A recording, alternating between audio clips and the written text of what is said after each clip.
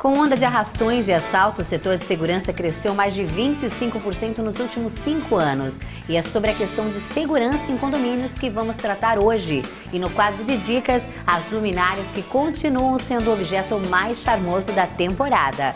É a partir de agora.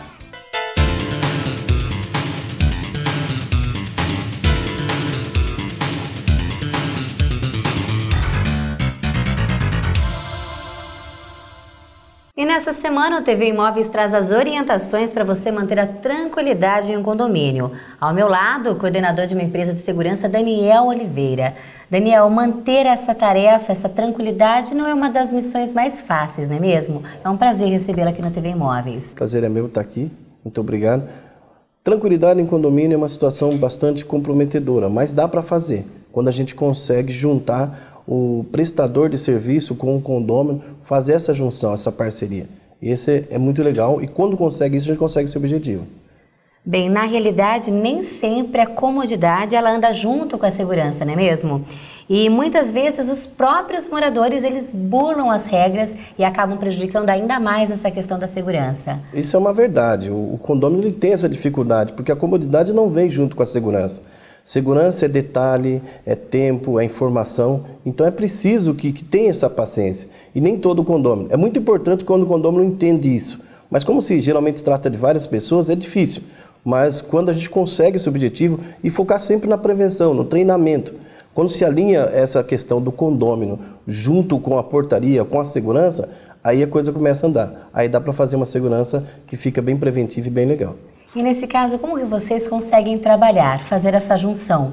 A gente trabalha muito em cima de treinamento, com o colaborador, tirar do colaborador esse autocontrole, essa atenção para que ele faça uma parceria, para que ele se atente a tudo que acontece, consiga entender inclusive detalhes do morador. Tem um morador que é mais acessível, que gosta de falar mais, tem outro morador que fala menos, mas o colaborador tem que trabalhar em cima de treinamento. Nós focamos muito em treinamento. Treinamento é fundamental para que a gente consiga viabilizar essa junção entre prestador, condômino e portaria. Exatamente. Tem alguns casos, Daniel, até mesmo que a questão da amizade acaba implicando um pouco nessa questão. Porque às vezes o morador chega, viu, mas você conhece, libera aí, depois a gente faz o preenchimento da ficha, o controle, e isso acaba dando complicações, né? É isso aí nós falamos, o que nós focamos sempre no treinamento de procedimento. Não pode fugir do procedimento, não existe amizade, tem que ser sempre esse controle. Esse controle é muito importante.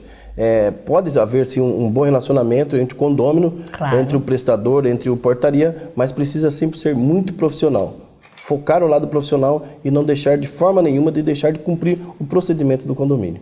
Agora, Daniel, qual que é a orientação, qual a estratégia que vocês usam para evitar que pessoas desconhecidas adentrem ao condomínio? Porque muitas pessoas acabam utilizando de disfarces, como entregador, por exemplo, para conseguir entrar e isso com certeza causa uma dor de cabeça lá na frente.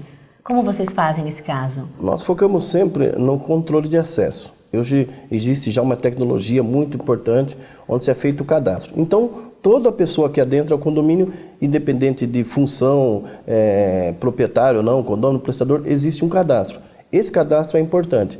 Então, na fiscalização do cadastro, você consegue prevenir, digamos assim, de uma certa forma, as pessoas que entram. Porque as pessoas, no horário de tumulto, finais de semana, então é muito importante o cadastro. Hoje a tecnologia, com as portarias que tem controle de acesso, cadastro com foto, digital, isso é muito importante. Facilita, né, a questão da segurança. Facilita bastante. Bem, infelizmente não existem horários determinados para que aconteçam imprevistos, digamos assim, dentro de um condomínio. Mas existem momentos preferidos. Quais são esses momentos? Você acabou de citar momentos tumultuados. Você pode exemplificar para a gente? Olha, eu acho que, assim, pelo que a experiência que a gente tem dos anos que a gente trabalha com condomínio, geralmente são feitos em horários de acesso, horários de almoço, horários de entrada dos prestadores, né? Quando se tem grandes obras, que entram vários prestadores, e também durante as madrugadas, né? Onde eles tentam, às vezes, pegar uma desatenção das portarias. E aí sim é importante a tecnologia, sistema de câmeras todos, para que possa sempre ser feito um bom trabalho. É nessa questão que eu entrar agora. Mesmo você tendo um profissional qualificado, capacitado para atender as necessidades da empresa, é importante também a questão do equipamento de segurança. A segurança eletrônica é importante nisso. Com certeza. A tecnologia ela vem ajudar muito a segurança, né? A gente que trabalha há anos, aí, antigamente a gente tinha muita redução nisso. Hoje a gente tem um leque muito grande. E isso então é muito importante. Mas é preciso ter a tecnologia e ter um profissional capacitado e treinado para atender. Isso é fundamental. Com certeza. Daniel, a questão do morador. É importante que ele faça a segurança individual da sua residência? Porque em alguns casos você ouve-se falar que mesmo estando num condomínio, é claro que você está sujeito a situações delicadas. Então, de repente, uma cerca elétrica, um alarme, é importante? Importante, Ana, importante. O que nós pregamos hoje é que o morador, o condômino, ele tem essa consciência que a segurança ela se faz não só de fora para dentro, mas de dentro para fora. Então, toda a prevenção é importante. Agora, falando em procedimentos, qual nós podemos citar como mais falhas, mais ocorrências em condomínios? A pressa das pessoas, né? As pessoas têm aquela pressa, têm as suas ocupações, então às vezes elas deixam de cumprir.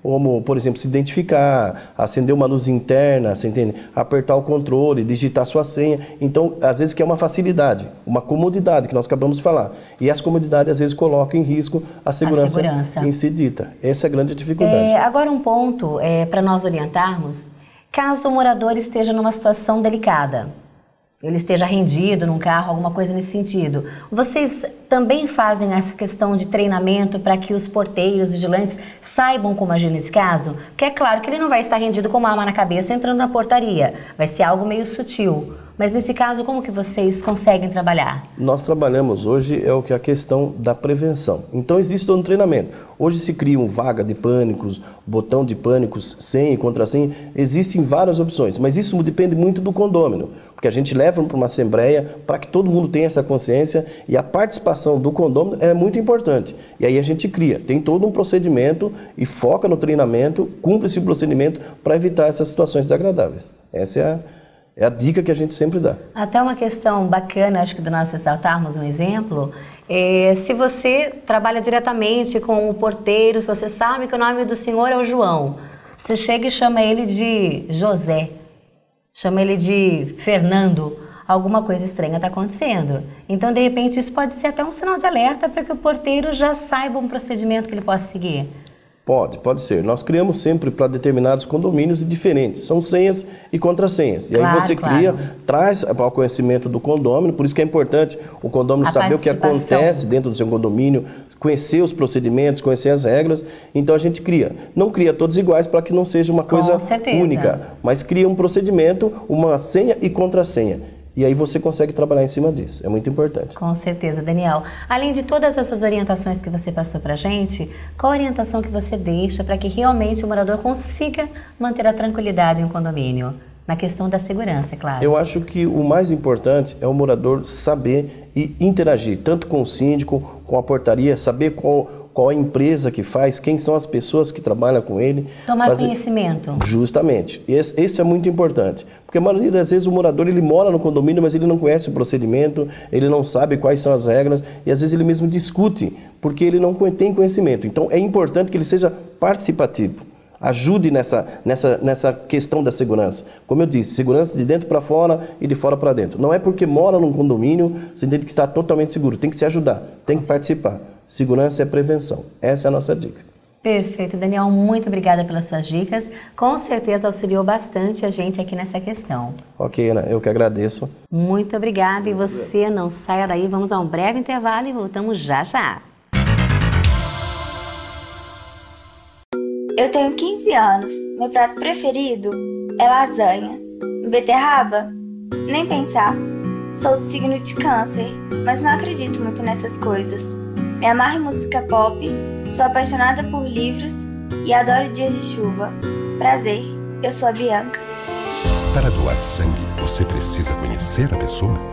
Pronto, agora você já conhece a Bianca. Seja para quem for, seja doador. Procure o Hemocentro mais próximo.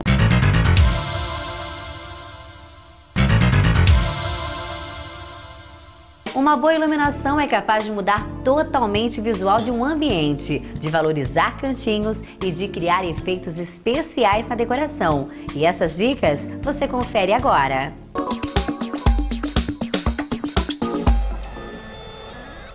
Olá, eu sou o arquiteto Renato Souza e eu vou trazer para vocês algumas dicas de iluminação. Muita gente tem dúvida hoje quanto à iluminação a ser usada por cada tipo de ambiente. Não existe uma regra geral para todos os ambientes. Depende muito do estilo da arquitetura, do estilo que você quer imprimir no seu projeto. A iluminação hoje deixou de ser simplesmente para iluminar o ambiente. Hoje a gente usa as luminárias para criar cenários. Então, cada ambiente pode ter diferentes tipos de peças e de funções de iluminação. Num plano geral, numa sala de estar, a gente consegue iluminar de várias formas diferentes, desde um lustre de cristal enorme até simplesmente peças embutidas no gesso. Depende do efeito final que a gente quer. Tanto os apartamentos hoje diminuíram muito de tamanho, em contrapartida as casas ganharam salas muito amplas. Então vai da gente analisar o projeto para a gente conseguir dispor da melhor maneira possível a iluminação para que fique em harmonia. Falando em apartamentos pequenos, a sugestão é a seguinte: os pés direitos hoje geralmente são mais baixos nos apartamentos, então a gente pode usar uma iluminação embutida no gesso e uma peça em destaque.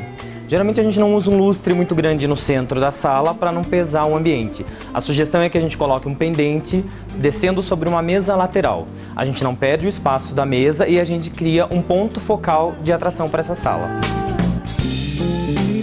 Seguindo para uma sala de jantar, o ideal para se escolher a peça que vai sobre a mesa é seguir a proporção da mesa. Se é uma mesa quadrada, a gente pode usar tanto um lustre quadrado como um redondo.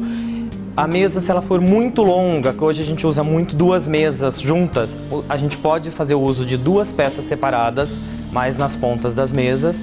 Essa peça tanto pode ser um plafond, que fica mais próximo do teto, em cristal, ou depende do estilo da sua decoração, como podem ser lustres descendo sobre a mesa. Uma dúvida muito comum é quanto à escolha da tonalidade da iluminação. As lâmpadas se apresentam em lâmpadas amarelas ou brancas. As lâmpadas amarelas são indicadas para os ambientes sociais. Elas trazem uma sensação mais de aconchego, uma luz mais agradável aos olhos. As lâmpadas brancas, geralmente a gente usa mais em cozinhas, em espaços de leitura, que exigem um grau de luminosidade maior. Com as lâmpadas amarelas, a gente consegue um efeito de aconchego. A gente pode usar lâmpadas dimerizáveis, que você consegue, com uma única peça, você ter diferentes temperaturas de iluminação para diferentes usos do mesmo ambiente. No caso de um home theater, por exemplo, o ideal é o uso das lâmpadas amarelas, que a gente consegue essa sensação de aconchego. A gente sempre sugere colocar essa iluminação atrás do espectador, seja atrás do sofá ou embutido numa sanca de gesso, para que forme uma iluminação indireta. Isso deixa a sensação mais agradável para você assistir, isso não influencia a luminosidade da tela de TV. Essas foram algumas dicas das inúmeras opções que a gente tem no mercado. Como eu disse, tudo depende do seu ambiente e do projeto desenvolvido para o seu espaço. Se você ainda tem alguma dúvida, o ideal é consultar um profissional da área para que possa lhe auxiliar. Bem, o TV Imóveis se encerra por aqui. Agradeço pela sua companhia e já temos um encontro marcado na próxima semana. Até lá!